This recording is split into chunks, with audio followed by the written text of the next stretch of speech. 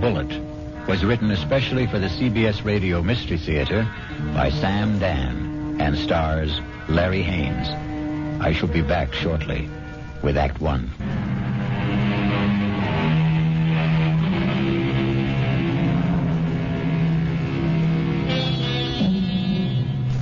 It's a quiet little bar, Paddy Noonan's, and Jerry Price stops there every evening on his way home from work. He's not looking for anything special in the way of atmosphere, adventure, companionship, and he has no intention of getting drunk. Just a couple of beers, perhaps, to bridge a busy day, to ease the fatigue, the strain on his nerves. In the comfortable half-light of Paddy Noonan's, the world outside becomes vague, distant, especially when Old Man O'Rourke is holding forth. And he lay there, his head against the barricade, and the blood from him falling soft upon the pavement. I looked in his face, and I could see his death was upon him. "'Tis a bitter thing," I said, "to die at 17. And for a moment his darkening eyes held mine. And with his last strength he said, "'Tis a sweet thing to die for Ireland." Sweet indeed, Mr. O'Rourke. Any calls for one on the house? I thank you, Paddy Noonan. I see Jerry Price. Excuse me. Good evening, Jerry. Hi. I didn't notice you come in. Well, when Old Man O'Rourke's in form, you don't see anybody, Paddy. The old man there, he carries his war. I know I carry mine. You ever think of yours, Jerry? No, never. Never? Nope. The day I came home from Vietnam, I put away the uniform. I also put away everything that went with it. The army, the war, like a snake sheds his skin.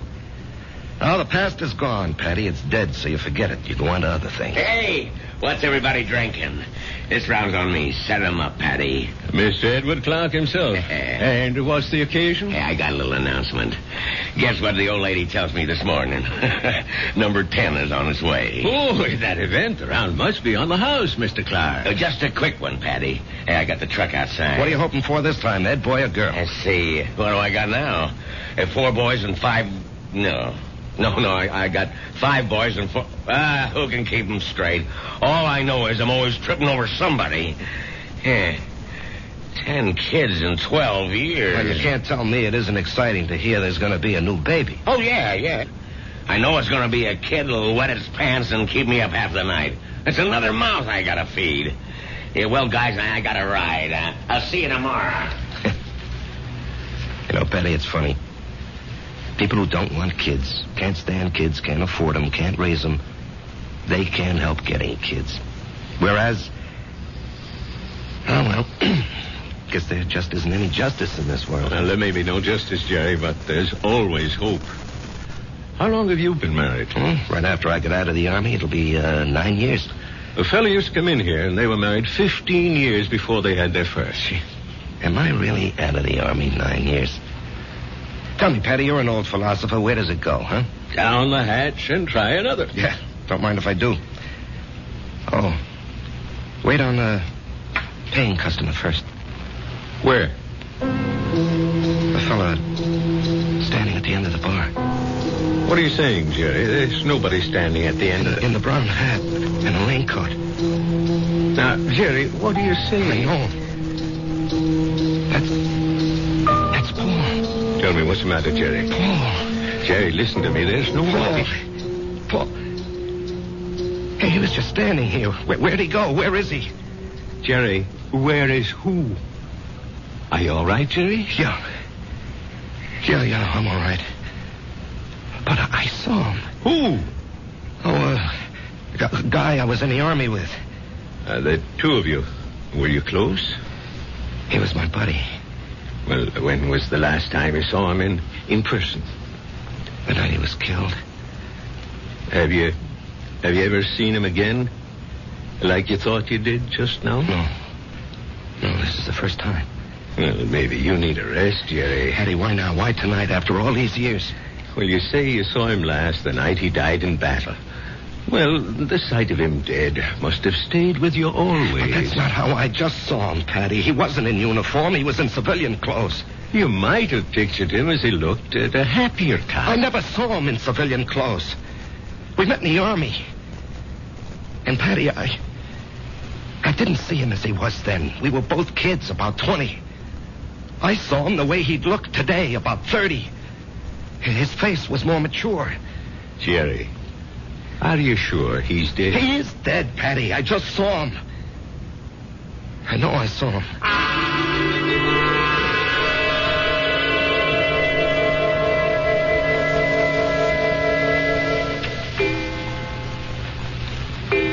Jerry, it's after midnight. Oh, I'm not finished, honey. I got to clean up these reports, Marge. Honey, a new rule has just been passed in this house. All paperwork shall be done in the daytime. Marge, I have to call on customers. Be reasonable, huh? Am I the kind of wife who makes idle criticism? No, indeed. Constructive suggestions, that's my motto. Northeast Distributors can solve all your paperwork problems by hiring a girl. Honey, I'm lucky to have the job. No, Jerry. You're not lucky. They're lucky. Well, everybody knows you're a terrific salesman.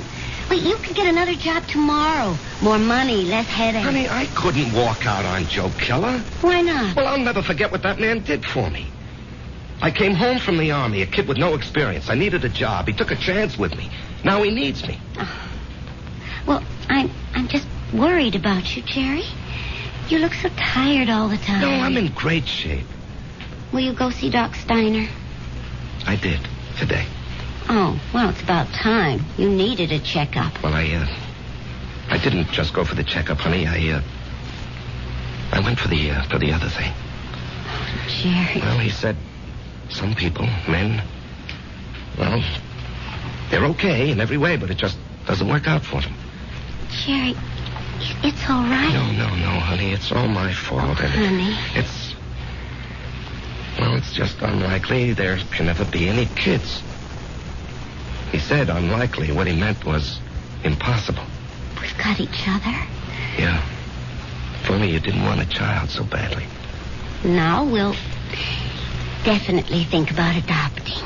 Okay? Yeah, okay. Sometimes that works out even better. Come on, honey. Let me see you smile. Marge, I don't know what I'd do without you.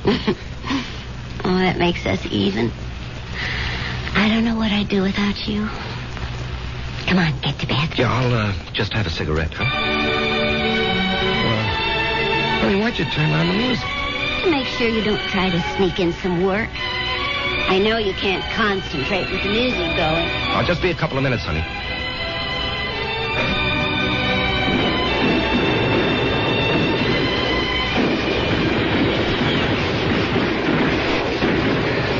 Halt! Let's hear that password. Paul, is that you? Jerry. Hey, climb down the hole. Make yourself at home. Man, I'm so beat I can't even remember the password. That's all right. I don't even know what it is. Yeah, got a cigarette? What'd they want back at the CP, Jerry? Patrol. You going? Yep. But you went out yesterday. Well, maybe I better write to my congressman, huh? I don't have any more cigarettes. Here, finish this one. Paul, I don't know if I can go out again. We're being relieved tomorrow. We were promised a rest. I just don't know if I can go out again. But you ain't going out, Jerry. Didn't you hear? I'm going. Oh, no. I'll say you and I made a trade. No, Paul, I can't let some other guy but do... I'm not some other guy. I'm your buddy. What's the matter, Jerry? You never did it for me.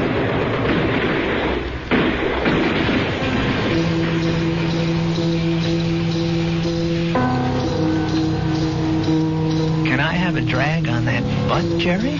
Paul, you're alive. I'm alive, Jerry. I'm here with you. In your living room. No, you can't be here. I went out afterward. I found your body. I carried it back. Maybe it wasn't you. It was me. But you were dead. You were killed. Yes, Jerry. I was killed. Jerry, will you turn that radio off and come to bed? Marge, he's here. Who's here? Can't you see him? Jerry, I don't see anyone. Paul, why can't she see you? She will. They all will. When? Later. I have to go now, Jerry. No, Paul. Paul, tell her. Jerry. She'll think I'm crazy, Paul. Paul. He's gone, Marge. He's gone. Jerry, honey, what's going on here? Marge, he was here. He was right here. Now, you got to believe that. I'm not drunk, and I'm not crazy. I believe you. I believe you, Jerry. Now, here, just sit down. Don't do anything. Don't say anything.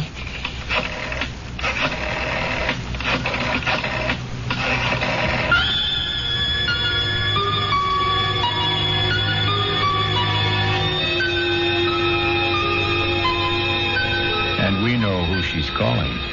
But can a doctor help what ails Jerry?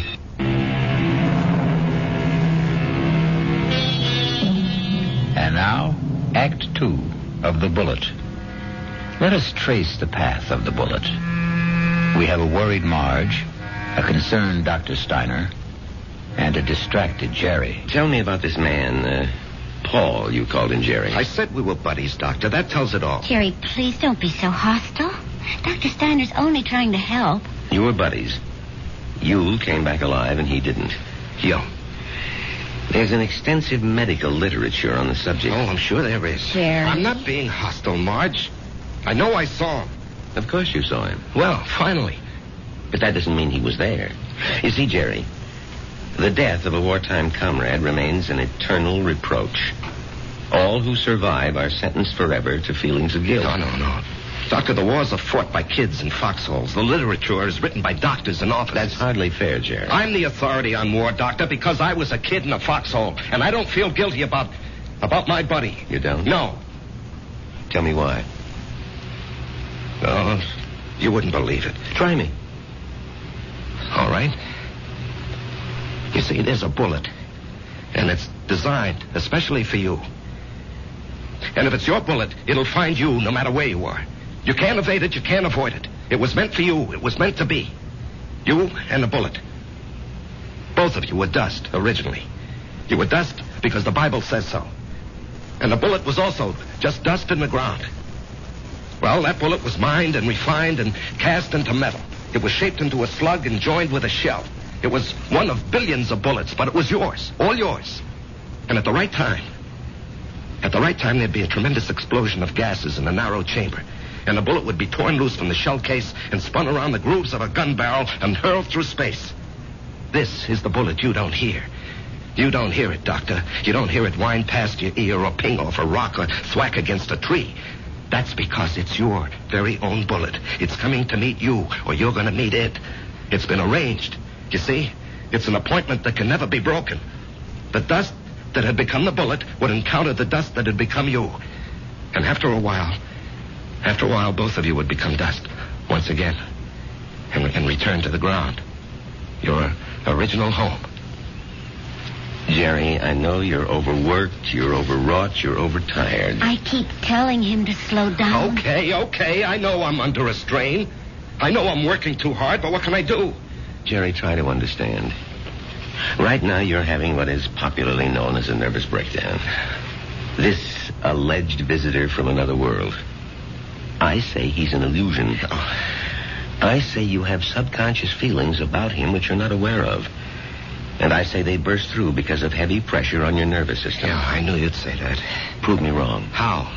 Go away. Get out from under. Rest a while. Relax.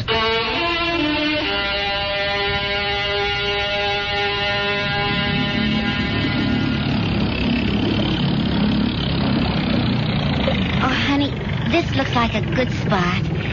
You want to stop here and try for some fish? Well, Marge, I think I'd like to go back and play 9 holes this afternoon. Great. I need more practice with my iron.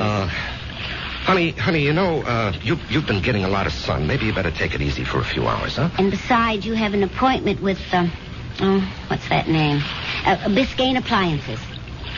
See, Jerry, I wasn't sleeping when you called that number this morning. Now, Marge, I've been good all month. I was just getting restless, that's all. Look, they're a big chain down here. If I can open them up, I'll justify the trip. Justify? To whom?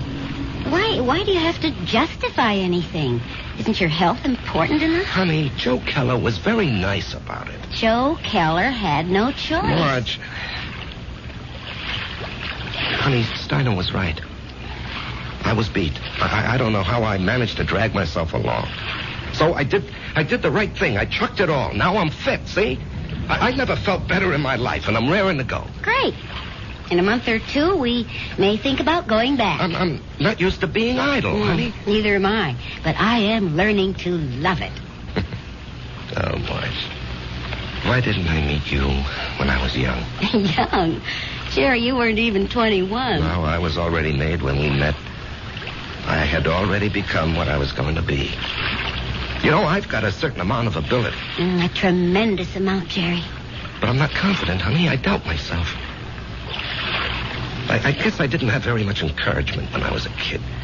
You know, my brother was a great athlete. My sister was a great beauty. I was kind of clumsy and funny looking. Anyway, Frank and Alice were sent to college. When my turn came, the money had run out.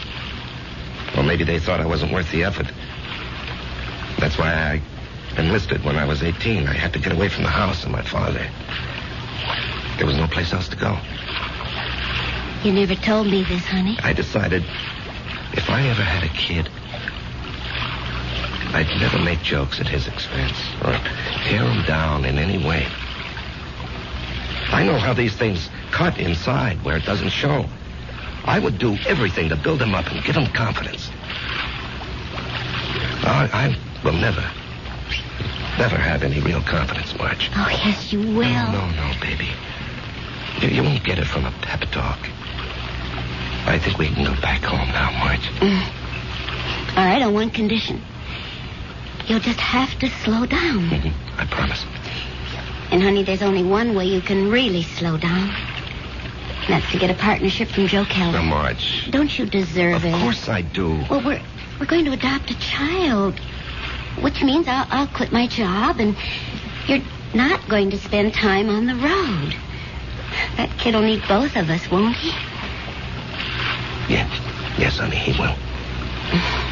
Then we need that partnership, don't we?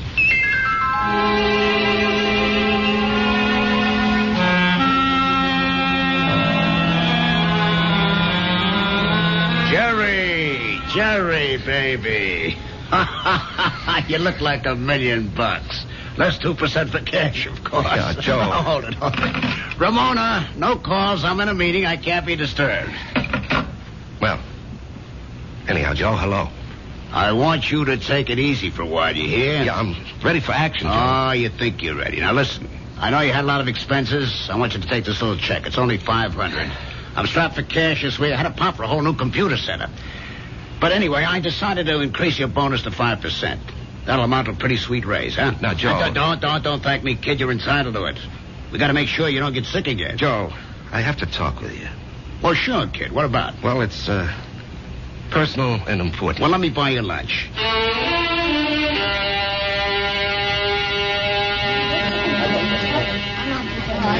Well, Jerry, what are we going to talk about? I'm fresh out of polite conversation. Joe, I want a partnership. No, you don't, Jerry. But, Joe... No, don't interrupt. You don't want one. You'd like one. Two different things. Now, don't nitpick, Joe. You'd like a partnership, which means it would be swell. Great if you had it. But want is something else. It means lack. It means need. I know you'd like to own a business, but you're not cut out to be an owner. Why? Because an owner is an officer. And in your heart, you'll always be an enlisted man. Tell me, could you ever fire a guy because you could get someone else cheaper? If an old customer, a good friend, was getting slow paying bills, could you cut him off? Thousands of guys like you go bankrupt every year. You're nice, sweet, big-hearted. But you don't have the guts business needs. Well, I'd like to remind you of the volume I sell. I know it to the penny, Jerry, and you're well paid for it. Well, I'm worth more now. You are. You got a sweet raise this morning. Joe, don't think I'm not grateful. You gave me my first break. But I think I can do better elsewhere. Where? Anywhere. Consolidated, Freeman and Singer. Should I go down the list? Oh, they'd love to have you, Jerry. What'll they pay? They handle the nationally advertised brands. What do you be there? Glorified order taker? They don't need your full selling ability, so they don't have to pay you full price for it. Sure, with me, you push out all the schlock. It's rough, but you get top dollar. There's 20 outfits like mine. They grab you tomorrow, but where's the improvement? They won't pay you more. At least here, you got 9 years equity in a pension plan. You and me are used to each other. Besides, I really like you. Yeah. Sometimes I feel like a father to you, Jerry. It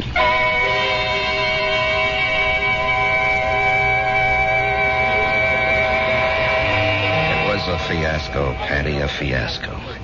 And how do I break it to March? Oh, what's it all about, Jerry? Well, at least I don't have to put up with Ed Clark tonight. I think I'd punch him right in the mouth. We'll be deprived of his wonderful company the next 2 weeks. He's tooling that trailer into the southwest. Hello, Jerry. What? Patty. Patty, is someone standing behind me? No, Jerry. Paul, will you tell me why? I'll tell you everything, Jerry. When? Soon. I think maybe tonight. Paul, why do you keep popping in like this? I don't know, buddy.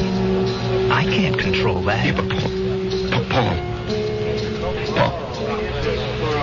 Patty, don't you see anyone? No, Jerry. Hey, you didn't hear anyone talking to me either. No. Patty, do you think I'm crazy? Well, maybe you should see a doctor. I saw a doctor. Well, how about one of them psychiatrist fellas? I never even told my wife. I did see a psychiatrist. But after a while, I figured, why pay him $50 an hour when I can come in here and talk to you for nothing? Well, there must be more to them fellas than that. Oh, sure. He said that the roots of my problem go back to my unhappy childhood. But, Patty, I have a brother, Frank, who feels terribly insecure. He goes to a psychiatrist, too. Why? He had a happy childhood. Put it this way. If you see someone and I don't, the flaw can be in me and not in you. Drink? No. I better go home and face the music.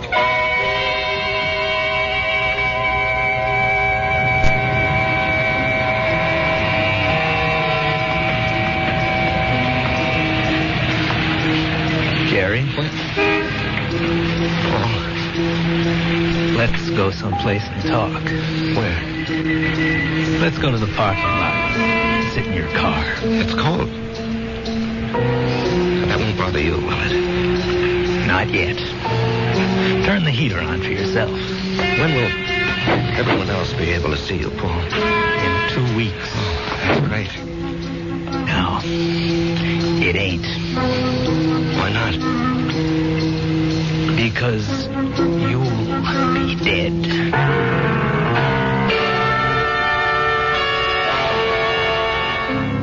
Because you'll be dead. Cold words from a warm friend. The chill inside the car becomes intense. But Jerry knows there's no point in turning on the heater. We'll rejoin these two friends when I...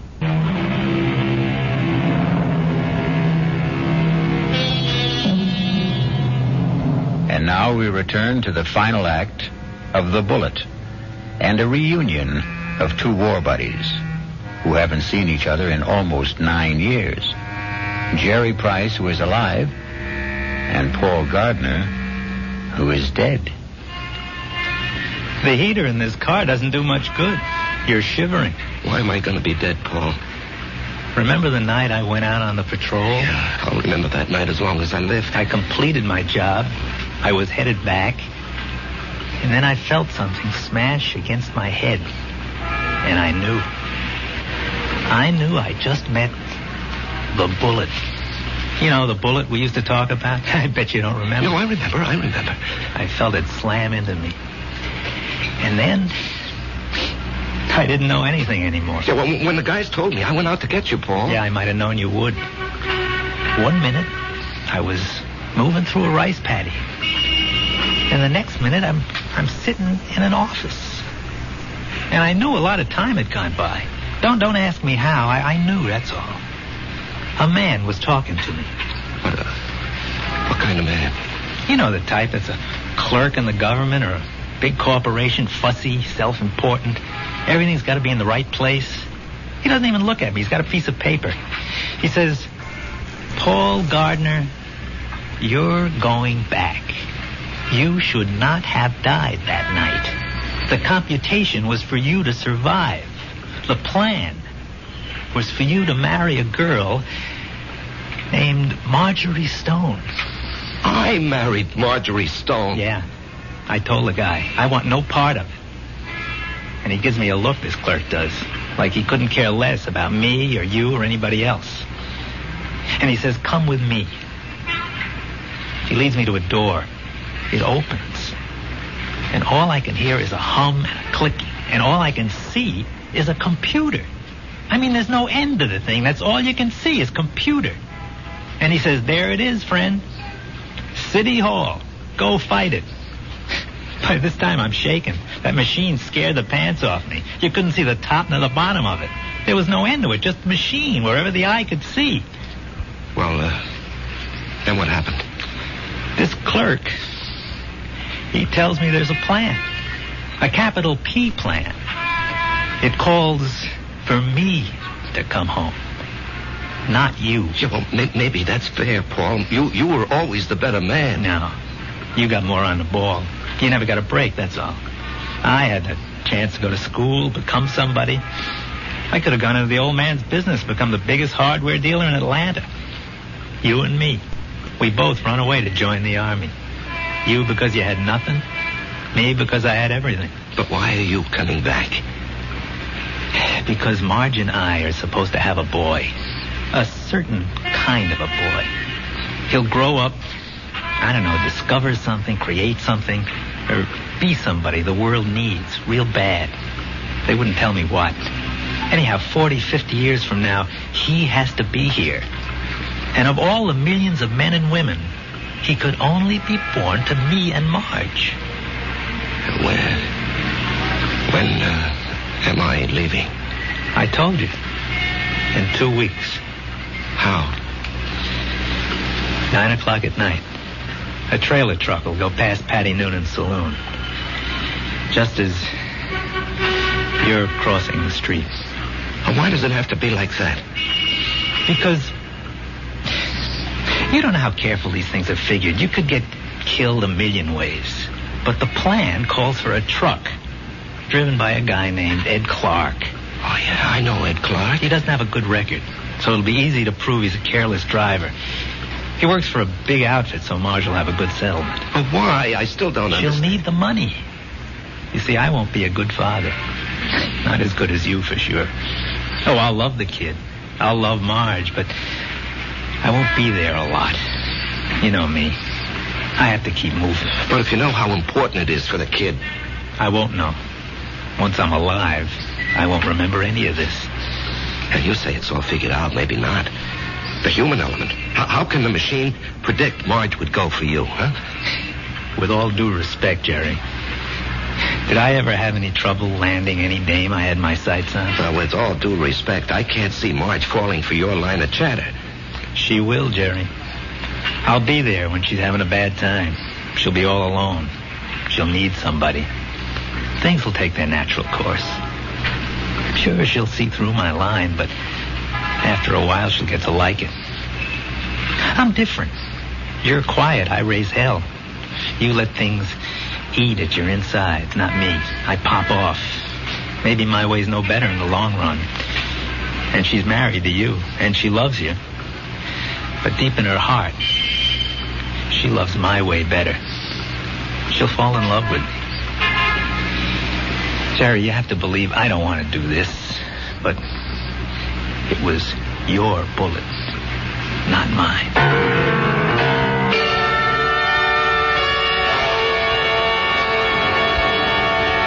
Jerry? What are you thinking about? Oh, a guy downstate wants to cancel a carload of refrigerators, so I'm figuring an approach. Didn't we agree we'll work at home? Yeah, well, honey, this is just thinking. Did you talk to Joe Keller about the partnership? Yeah. And? He said no. Did you give him notice? No, he gave me a raise. Oh. Okay. Marge.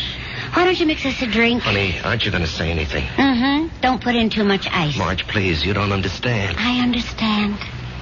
I married a certain kind of man. And you're stuck with him? No. I'll stick by him. Because I love him. Would you have wanted a guy who'd barge into Joe Keller's office and say, Joe, either give me half the joint or I'll open up across the street and run you out of business? Oh, come on, Answer me, Jerry. Marge. I have to know. Well, maybe I did. Why didn't you marry him? He never showed up. So you settled for me. That's what's known as falling in love. Come on, honey, take me to the movies. No, I don't want to take you to the movies. Let's go downtown and see a play. But that's a lot of money. Are you going to worry about money? Now, and look, this weekend, would you like to fly out to, say, Snow Valley and ski? Yeah, or how about Las Vegas, huh? Jerry, what's gotten into you? Honey, we're going to have 2 weeks of the most fantastic fun. Why 2 weeks? Oh, what's so special? You? Me? I just want to spend the rest of my life having a ball with you.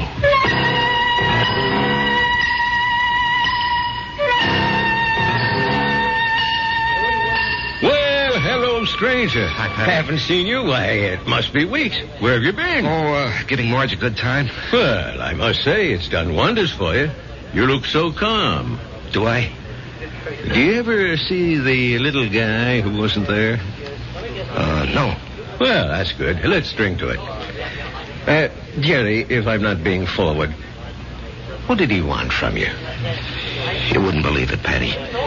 Do you believe it? Well, I just dropped in to say hello, Patty, and goodbye. Jerry. Yeah? Something's the matter with you. Well, I understand Ed Clark is due back here tonight. I don't want to run into him. I just don't want to talk to him. Well, if that's how you feel, I'll bar him from the joint. Now, Jerry, something's wrong with you. No, nothing, Patty. Now, look, I'm an old soldier, Jerry. I can tell. No, it's really nothing. Really, is it? No, Jerry, you got a look on your face. What kind of look? I've seen it before in the war. I've seen it on men who go out on the impossible mission. The look of men who know they're not coming back. The resigned look. What are you resigned to, Jerry? You have a vivid imagination. I have an imagination. Jerry, whatever it is, don't be resigned to it. Fight it. You can't fight City. I knew it. You're in a fight, Jerry. Well, you can fight anybody. You're an ex-combat soldier, and you weren't afraid of anything. When you were out there, you faced up to death, hunger, despair. What happened to you, Jerry? Where did you lose it? Face up to it now. Whoever he is, spit in his eye. Patty, I can't do anything. Jerry, I'm going to throw you out of here for your own good. Now leave town. Go far away for a while. Fight it, Jerry, fight it. Patty, wherever I go. Listen to old Patty, just take off. Don't you see there's a plan? Who cares? Put up a fight. Why are you so upset, Patty, huh? I don't know, but listen to me. Fight now. Now get out of here.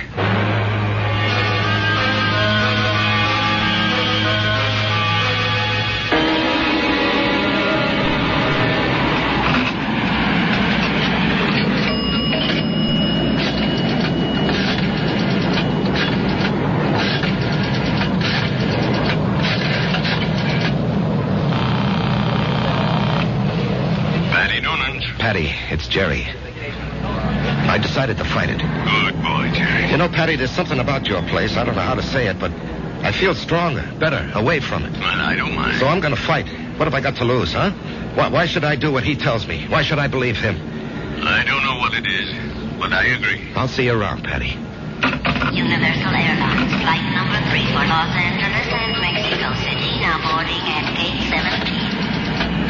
Who you calling, Jerry? Marge, I have to tell him. Oh, Jerry, don't do it this way. There'll be 100 other people on that plane. Do it the way it has to be done. Paul, I have to fight you. Why? Because it isn't fair. Was it fair for me to stop your bullet? Come on, Jerry. Ed Clark will be tooling by Patty's in less than an hour. Paul, I don't know if I have the nerve. I'll help you, buddy. I'll help you. Come on. Hello? Hello?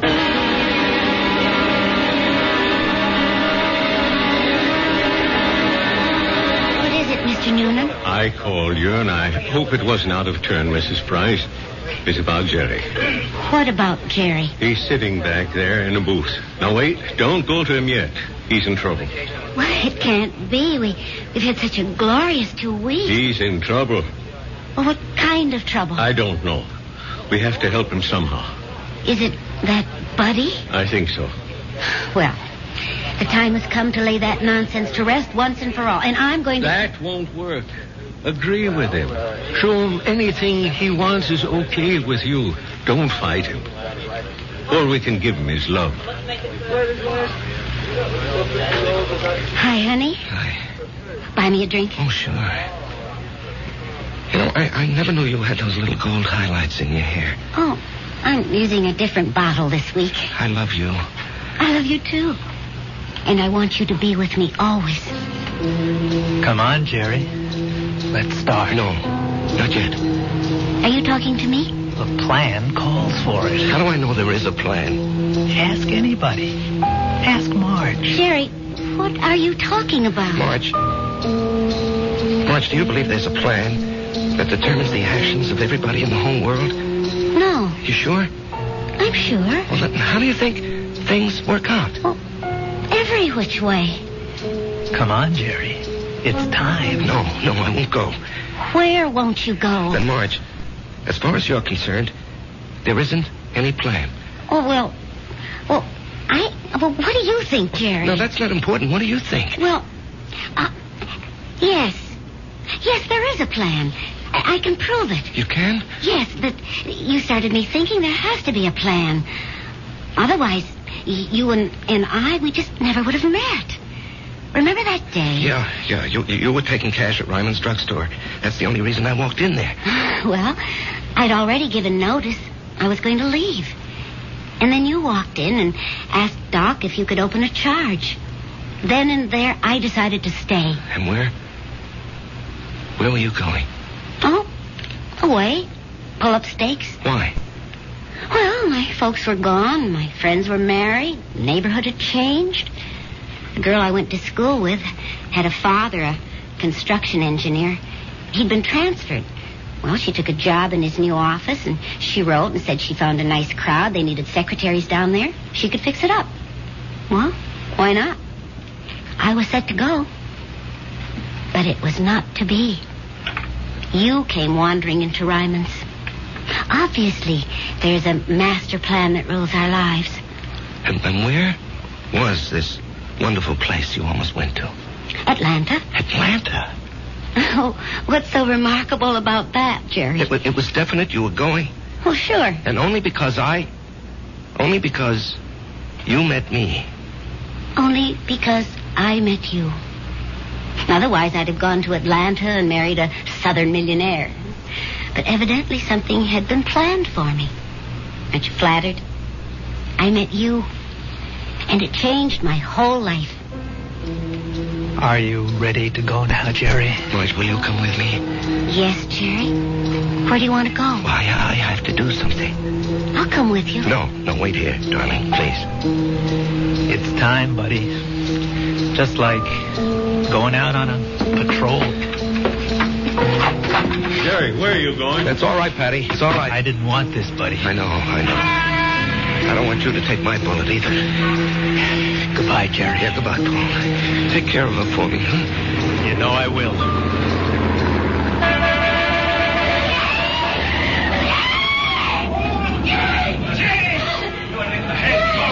Call the police! Get an ambulance! Oh, Jerry. Barry. He's dead. Here, miss. Here, you're cold. Let me throw this coat over you. She's gonna faint. It's all right. I've got her. We'll bring her into that bar where it's warm. Give her a little stimulant. It's all right. Everything will be all right. Everything will be... It'll be all right.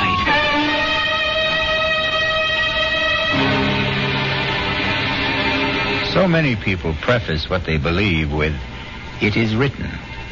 It is written in the stars. It is written on the wind. And for so many like Jerry, it is written on the bullet. I'll be back shortly.